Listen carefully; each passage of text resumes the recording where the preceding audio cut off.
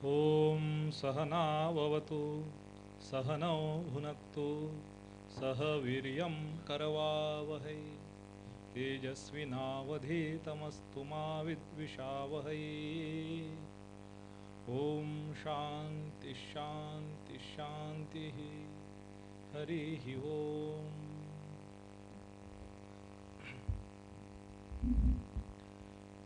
My respectful pranams to revered Swami Satyadevanand Ji, Adhyaksha Ramakrishna Math and Secretary Ramakrishna Mission.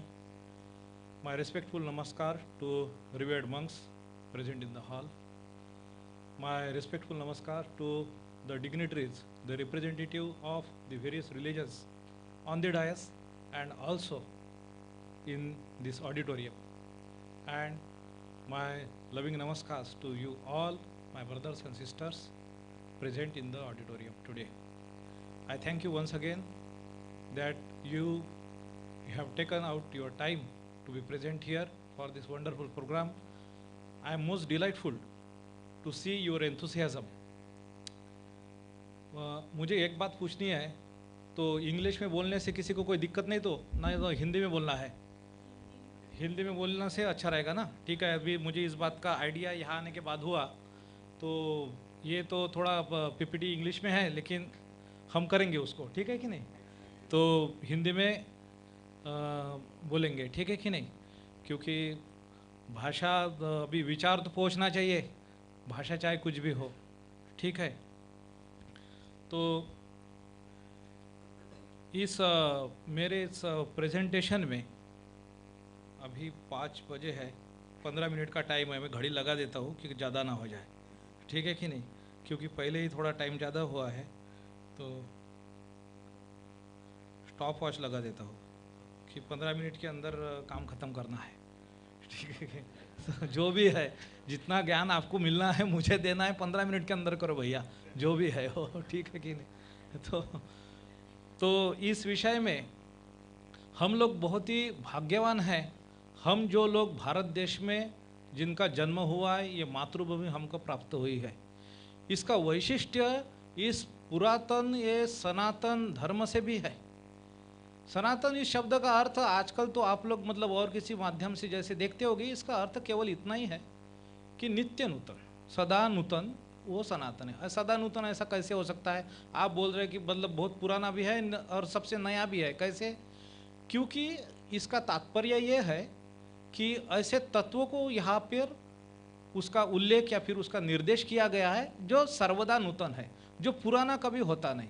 इसका तात्पर्य उस आत्मा या अविनाशी चैतन्य से है जिसको हम जड़ नहीं समझते, जो जड़ देश काल निमित्त के सापेक्ष है, जिसकी उम्र हो जाती है, इसके ऊपर किसी का प्रभाव हो जाता है, वो चीज़ पुरानी हो जाती है, पर जो इसके परे है वो चीज़ कभी पुरानी होती नहीं।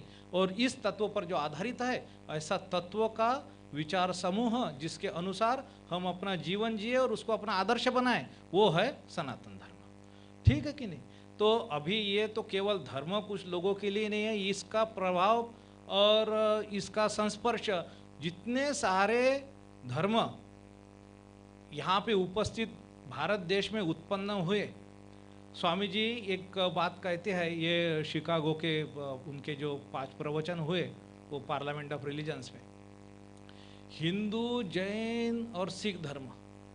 मैं एक दिन इस ये चैरिटी कमिश्नर का एक डॉक्यूमेंट पढ़ रहा था, ठीक है कि नहीं, किसी काम से, तो ये तो गवर्नमेंट ऑर्गेनाइजेशन है, उसमें लिखा है हिंदू, मतलब ब्रैकेट में लिखा है उसमें जैन, बौद्ध और सिख, ये सब इसमें एक ही साथ माना जाएगा। मैंने बोला चलो चैरिटी कमिश्नर तो मान रहा है तो बाकी आप लोगों का विश्वास धारणा अलग अलग जो भी है। अरे और एक बात बताता हूँ, मतलब आश्चर्य लगा मुझे, किसी ने कोट किया, और ये ज़्यादा पुरानी बात नहीं है, 1920 की मतलब वो पेपर कटिंग का एक क्लिप था। फॉर्चुनेटली मैं लाना मतलब इतना मुझे समय नहीं था, ये भी मैंने रात को बैठ के कुछ बनाया, ठीक है कि नहीं? तो उसमें क्या था, गुजरात का पॉपुलेशन दिया गया था मूल धर्म के जो अनुयायी है उसके अनुसार, और उसमें ना मैं एक किसी ने पॉइंट आउट किया, मतलब आश्चर्य, उसके लिए वो पेपर कटिंग संभाल के रखा गया था। वहाँ पे लिखा गया है मोहम्मदन हिंदू। ये मोहम्मदन हिंदू कौन है? ये मुस्लिम ही है, पर उसको अलग पंथ नाम का क्रेडिट ही नहीं। मोहम्मडन हिंदू मतलब हिंदू का ही एक पंथ है, जो मोहम्मडिज्म, जो मतलब इस्लाम के जो प्रॉफिट है उसका वो उसकी अनुसार, उसके परंपरा के अनुसार अपना धर्म ये करता है, मोहम्मद जी को अपना मसीहा मानता है वगैरह वगैरह। मोहम्मडन हिंदू, ठीक है कि नहीं? मोहम्मडन हिंदू मतलब हिंदू, मोहम्मडन मतलब कौन है? वही है। तो देखो ये इसको 100 साल नहीं हुए हैं, ठीक है कि नहीं? आश्चर्य की बात मुझे ये लगती है, ये बात बड़ी आवश्यक है कि बाकी और जगह पे भी धर्म हो गए, बाकी सारे देश में धर्म है, लोग है, उनकी परंपराएं, निष्ठाएं, सब कुछ है। भारत में आप जन्म प्राप्त कर रहे हो, ये एक विशेष बात है।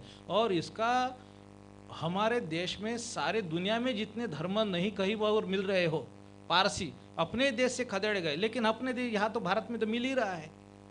एक समय जीव लोगों पर ये सब बातें, वो छोटी सी किताब आपको दी गई है तो शिकागो के एड्रेस पर, उसमें आपको स्वामी जी इसका उल्लेख करते हुए मिलेंगे। तो बड़ी अच्छी बात है, ये हमारे संस्कृति का भी एक परिचय है कि हमारी धर्म निष्ठा परंपराएं, हम अपने अपने तरीके से जो अपने रुचि के अनुसार किसको जो धर्म पालन करना है, जिसको किस मतलब परंपरा से किस मार्ग से आगे जाना है, जा सकता है। पर ये सनातन धर्म का प्रभाव, ये उदारता और ये समभाव, समदृष्टित्व, उसके प्रति चैरिटेबिलिटी, ये आपको इस पृथ्वी पर, इस भारत देश में, इसकी परंपरा की वजह से ये हमको मिली है। ये हमारी सौगात है, ये हमारी धरोहर है, इसको हमको नष्ट नहीं करना चाहिए, ठीक है? तो इस बात को मद्देनजर रखते हुए, इन बातों को ध्यान में रखते हुए, एक्सेप्टेंस एंड नॉट टॉलरेंस, तो आज का थीम है। इसको मैं कुछ चंद शब्दों में आपके सामने, ये कहाँ बंद हो गया स्टॉप वॉच? अच्छा चालू है इधर।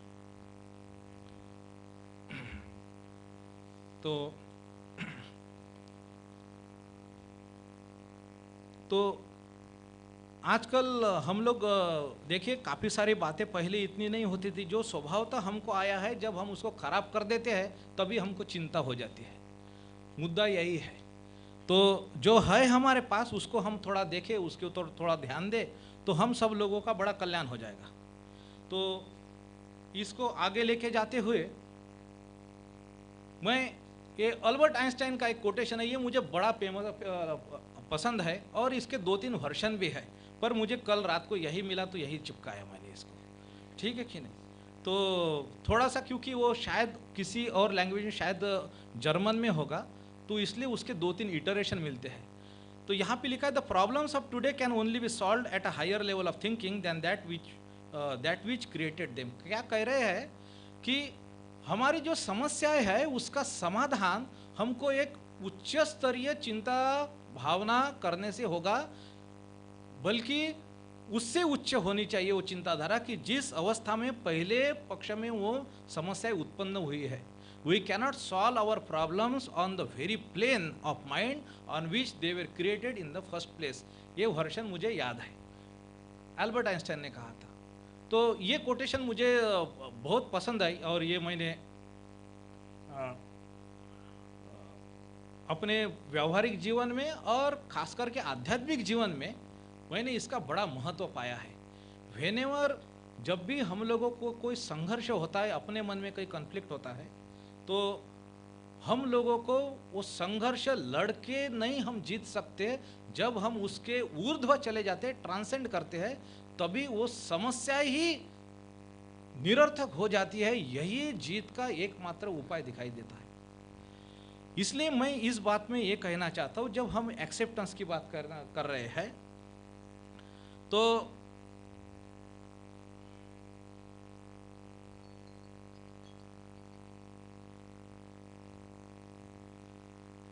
जब हम एक्सेप्टेंस की बात कर रहे हैं, हमको एक्सेप्टेंस किसका करना है, हमको एक्सेप्टेंस क्यों करना है, और इसका महत्व क्या है। मैं कह रहा हूँ, आप अगर प्रॉब्लम डिफाइन नहीं करते हैं, आप अगर अपनी समस्या की खोज, उसका निदान, आपका डायग्नोसिस अगर ठीक नहीं है, तो ट्रीटमेंट की बात भूल जाइए, ठीक है कि नहीं? Diagnosis is 50% of your treatment.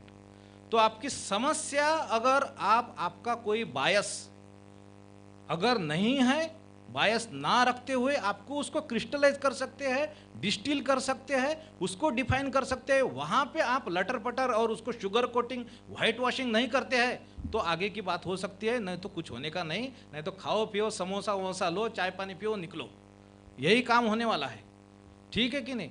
काम का काम। आप अगर कुछ भी थोड़ा सा भी, हम सभी लोग लिमिटेड है, हम सभी लोगों की मतलब मर्यादाएं, हम कितना कर सकते हैं। अपने यहाँ पे जाकर विभिन्न किस्म की समस्याएं हो सकती है, पर फिर भी किसी भी व्यक्ति को कुछ भी करना है थोड़ा सा भी, ये शुरुआत है, ये पहली स्टेप है। You will have to define problem very clearly and free of your self bias, ये पहला स्टेप है। तो मेरा कहना है ये हमारे पास, are we ready to accept that there is a problem, problem है क्या?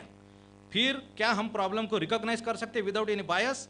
क्या हम प्रॉब्लम को एड्रेस करने के लिए हमारे पास साहस है? और फिर इतना साहस हमारे पास है क्या कि जहाँ पे हमारा तर्क बुद्धि हमको लेके जाए, जो रास्ता हमको अपने कॉन्शियंस को क्लियर रखते हुए हमको दिखे, उससे उसके ऊपर अमल करने के लिए हमको अपने मन में साहस है क्या? ये बात है। अभी दूसरी बात है कि जब हम एक्सेप्टेंस की बात करते हैं तो उसके साथ साथ हम लोगों को ये मुद्दा क्या है एक्सेप्टेंस का, हमको समझना चाहिए।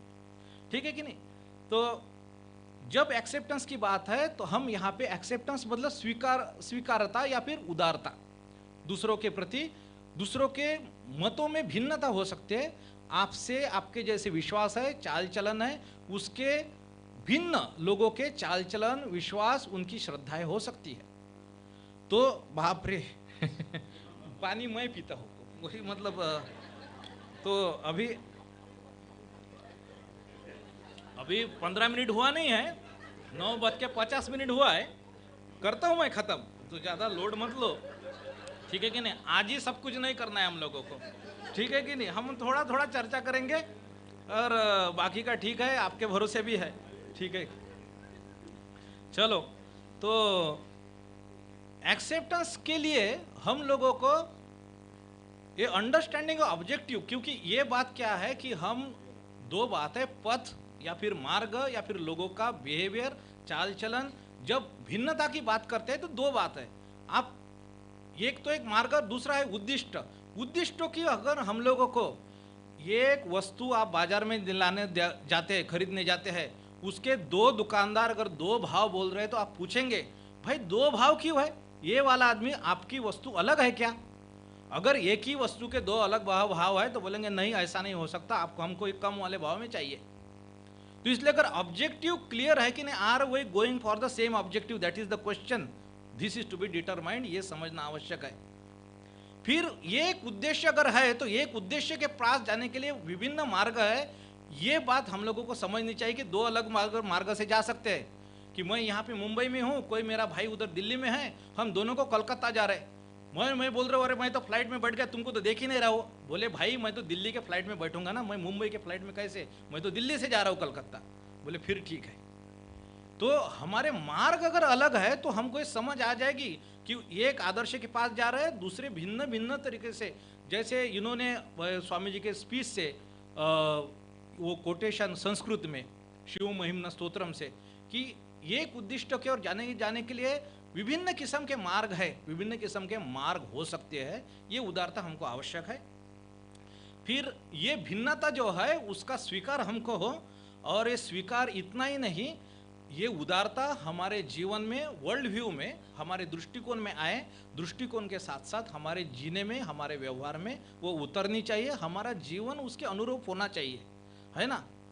तो नहीं तो फिर है ना कि भाई हम तुमको कहा ना कि तुमको उदार होना है, कैसे नहीं तू उदार होगा, हम चप्पल लेके मारेंगे तुमको, कैसे तू उदार नहीं होता, हम देखेंगे तुमको, है ना? तुमको उदार होना ही पड़ेगा, हम बोल रहे हैं ना उदार होना है करके। अरे भाई शांति, है ना? तो कोई आदमी है तो अरे शांति शांति इतना चिल्ला रहा है, बोले साहब आप शांति रखिए, बाकी शांति हो जाएगी। है ना? मैं एक जगह पे गया था, तो ऐसे सर्वधर्म सम्मेलन में जैन धर्म का इन्होंने था, तो भाई मुझे बुला के गए थे, तो काफ़ी सारे लोग थे, और मुझे तो मतलब है ना, मैं उम्र में भी छोटा था, फिर भी मुझे उन्होंने बड़ा सम्मान देकर मतलब है ना चीफ स्पीकर रखा था वगैरह, है ना? तो मैंने अपनी शैली में, मैंने देखो हम जो सब धर्म गुरु लोग हैं, मुझे बाकी लोगों से कुछ नहीं कहना है, मैं आप लोगों से कहता हूँ, ये जो हम लोगों की जो जिद है, जो दूसरे का कल्याण करना है हमको कुछ भी करके, अगर ये जिद हम छोड़ देते हैं तो जगत में बहुत शांति आ जाएगी। ये जो दूसरे को किसी भी किस्म से उसको मतलब हमको मतलब स्वर्ग पहुंचाना है, उसका निर्वाण करना है, मोक्ष दिलाना है, ये जिद अगर हम थोड़ी कम कर देते हैं, उसको जीने देते हैं अपने हिसाब से, तो बहुत शांति आ जाएगी। ज्यादा कुछ नहीं करना है। तो मैं ये कहना चाहता हूं कि थोड़ा धर्मों में, हिंदू धर्म में विशेष करके हिंदू व्यू से, मैं धर्म का ही केवल एक बात नहीं करता हूँ कि इस सभ्यता में 15 मिनट खत्म हो जाएगा, लेकिन मुझे लगता नहीं होगा अभी ये, ठीक है कि नहीं। तो इतना 2-4 स्लाइड है, मैं थोड़ा सा आपको टच करके जाता हूँ।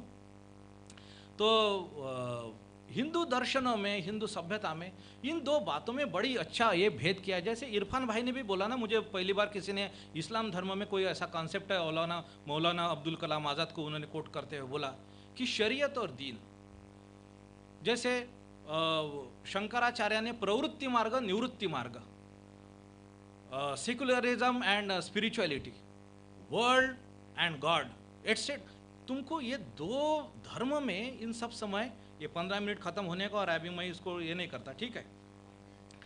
तो ये सब समय आपको दो कंसेप्ट मिलेंगे जिसमें हमारे धर्म में सब समय इन दोनों का सम्मिश्रण मिलेगा कि ये खास करके तुम्हारे व्यवहार, जीवन, जगत, प्रपंच, संसार, विषय, तुम्हारे कर्म, सब कुछ तुम्हारे स्वार्थ उद्दिष्टों को ध्यान में रखा हुआ है कि आप सुबह कितने उठोगे, कितने बजे उठोगे, क्या खाओगे, क्या नहीं पियोगे, कैसे व्यवहार करना है, बाथरूम कैसे जाना है आपकी। हाँ बिल्कुल, जाते हैं कि नहीं? मुस्लिम लोग जाते हैं तो अपना उधर पत्थर लेके जाते हैं कि नहीं, ठीक है। हिंदू लोग जो है मंदिर में जा रहा है तो तुम बाथरूम जाने के बाद तुमको धोना वगैरह, हाथ पैर धोना करते हो कि नहीं? सभी लोग कर रहे हैं। तो तुमको तुम्हारे व्यवहार, तुम्हारे क्रियाकलापों में ये सभी बातें आएगी। कैसे हाथ से खाओगे, बाएं हाथ से नहीं खाओगे, ऐसे करोगे, वैसे करोगे, इत्यादि। तुम शादी कैसे करोगे, विवाह कैसे करोगे, तुम्हारी रूढ़ी परंपराएं है ना, मरने के बाद तुम उसका मतलब कैसे दफन करोगे, उसका क्रिमेशन करना है, बाकी जो भी इतनी सारी हिंदू धर्म में 16 संस्कार इत्यादि सभ्यता है, इतनी सारी संकल्पना है कि शिशु माँ के गर्भ से होकर मरने के बाद श्राद्ध होने तक। तो ये सब विषय वस्तु जो है, ये साधारण मनुष्य को सिविलाइज बनाने की कोशिश कर रहा है। सिविलाइज, वो पशु से मनुष्य हो, ये जो फोकस है ये है धर्म। ये तुमको पशुत्व की तरफ तुम हीन नहीं हो, तुमको एक साधारण डूज एंड डोंट्स में तुमको गाइड करने का, कंट्रोल करने का, मॉडरेट करने का एक उसमें ये विषय वस्तु रहती है, ये कोड ऑफ कंडक्ट रहता है। तो धर्म में ये 3 कैरेक्टर आपको मिलेगा, कोई भी धर्म हो, रेगुलेशन, रिपीटेशन एंड रेजिमेंटेशन, ये 3 कैरेक्टर है धर्म के। रेगुलेट करने का धर्म व्यवस्था है साधारण मनुष्यों के लिए, पर उसमें एक उद्देश्य और भी है कि इससे वो मैच्योर होके what we call something as a higher and pro level, उसका नाम है स्पिरिचुअलिटी, आध्यात्मिकता, या फिर जिसको आप किस किस नाम से उसको बुलाए, कि जहाँ पे मनुष्य की इतनी प्रगति, उन्नति हो जाती है, अब वो इस जगत प्रपंच संसार के परे जाकर सही में, जिसको आप ईश्वर कहते हैं और बुद्ध कहते हैं, भगवान कहते हैं, प्रेम कहते हैं, और क्या क्या नाम से आप उसको पुकारते हैं, इसके लिए वो व्यक्ति उसका अनुसरण करना जाता है। अब वो नियम कानूनों से परे चला जाता है और इसके बारे में वो सोचता नहीं, उसको अनुभूति चाहिए। इस भाग को कहते हैं ये अध्यात्म या स्पिरिचुअलिटी। अभी मुझे ये कहना है कि ये दूसरा वाला भाग बड़ा महत्वपूर्ण है। देखिए क्या कहते हैं स्वामी जी का कोटेशन दिया है, when the world is the end and God the means to attain that end, that is material. When God is the end and the world is only the means to attain that end, spirituality has begin.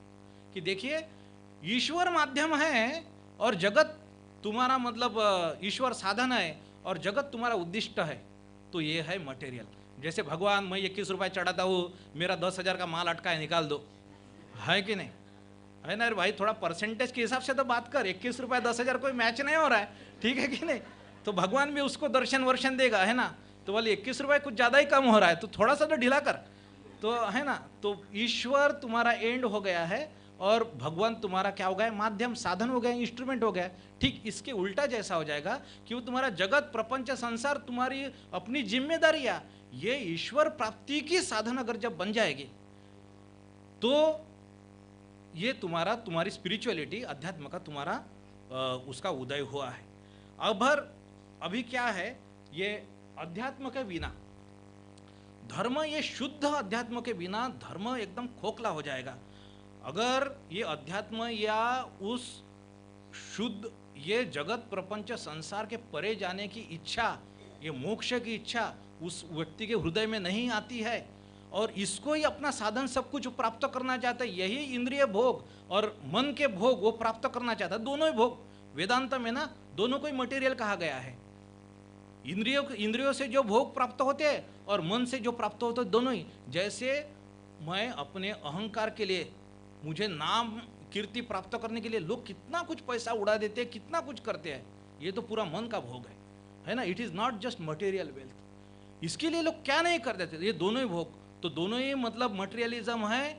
और Bible में, कुरान में, सभी धर्मों में आपको एक concept मिलेगा, God and Mammon. You cannot serve God and Mammon at the same time. Dr. Gilbert dilemma, he will correct me. I am not very good. So Swamiji quoted these words, that's why I remember these words. So भगवान मतलब एक खुदा और शैतान है ना,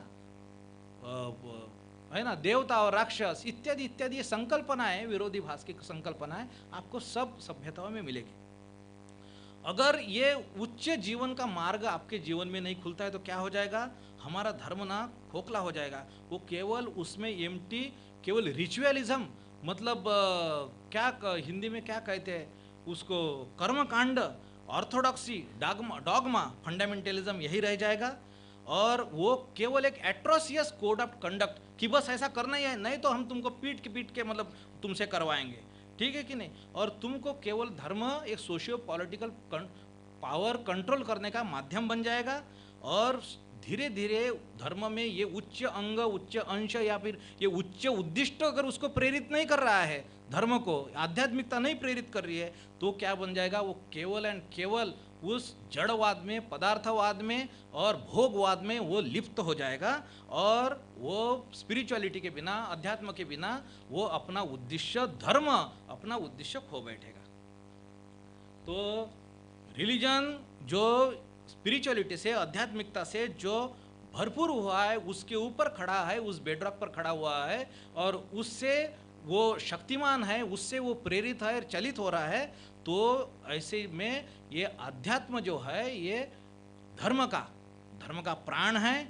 वही तुम्हारे धर्म को सही सही दिशा और ऑब्जेक्टिव पर्पज, उद्देश्य दे सकता है।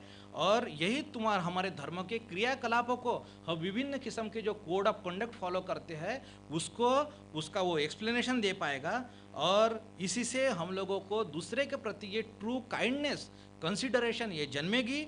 और इसी से हम लोगों को यूनिफिकेशन और लव, इसकी प्रॉस्पेरिटी, क्योंकि देखो वननेस से, जैसे हम एक सर्कल का एग्जांपल लेते हैं, अगर आप सेंटर में खड़े हैं तो बाकी सब जो रेडियसेस, रेड आइज जो आपको पेरीफेरी से आ रही है वहाँ पे कन्वर्ज होती है तो आपको समझ में आती है। श्री राम कृष्ण ने एक सुंदर सा उदाहरण दिया कि बोले एक कैमिलियन, मतलब जो बहुरूपिया, वो क्या बोलते हैं उसको हिंदी में, गिरगिट है ना, वो रंग बदलता है, कोई बोलता है लाल कलर का है, पीला कलर का है, हरा कलर का। तो श्री राम कृष्ण कहते हैं जो आदमी उस पेड़ के नीचे रहता है वही जानता है, वो ये सब कलर का तो है ही है और उसका अपना भी एक दूसरा कलर है ना। धर्म की भाषा ऐसी ही है। आपके विभिन्न प्रकार के आपके प्रवृत्तियों से आपके पथ हो सकते हैं, उसके प्रवृत्तियों के अनुसार, आपकी श्रद्धा और विश्वासों के अनुसार, पर आपको कहीं ना कहीं आप जानते या अजानते वहीं पे आपको पहुंचना है। अगर हम वहाँ पे जाकर खड़े होते हैं, उस दृष्टि से देखते हैं, उस एकत्व के भाव से देखते हैं, तो हम लोगों को दूसरे के जो भिन्नता है उसको स्वीकार करने में हमको कोई तकलीफ नहीं होगी, कोई अड़चन नहीं होगी।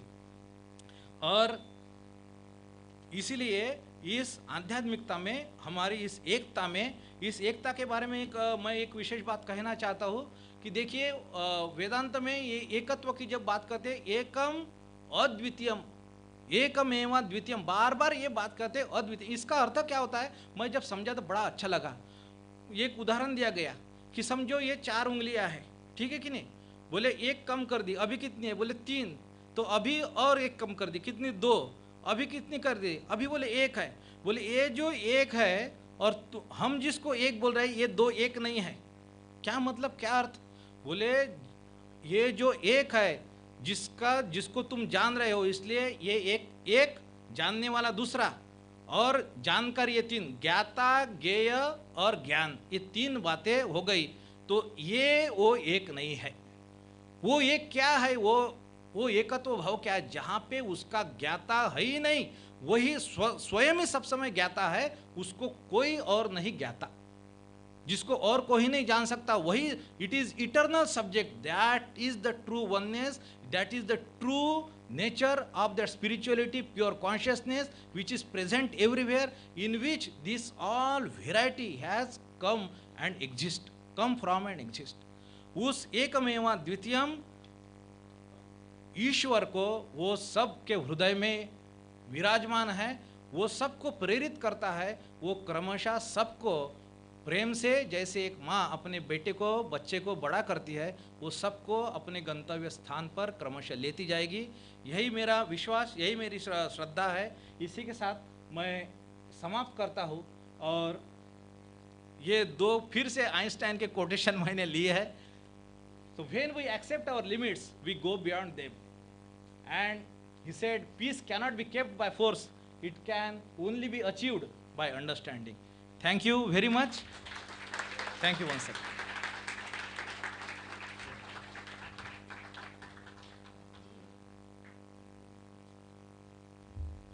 Thank you, Swamiji, for being mindful of time and also for the lightness to the subject you brought. I think it's important. However, in the interest of time, I will have to request our other speakers to be even more mindful. But before I move on to the next speaker, we have one guest, Mr. Homyar.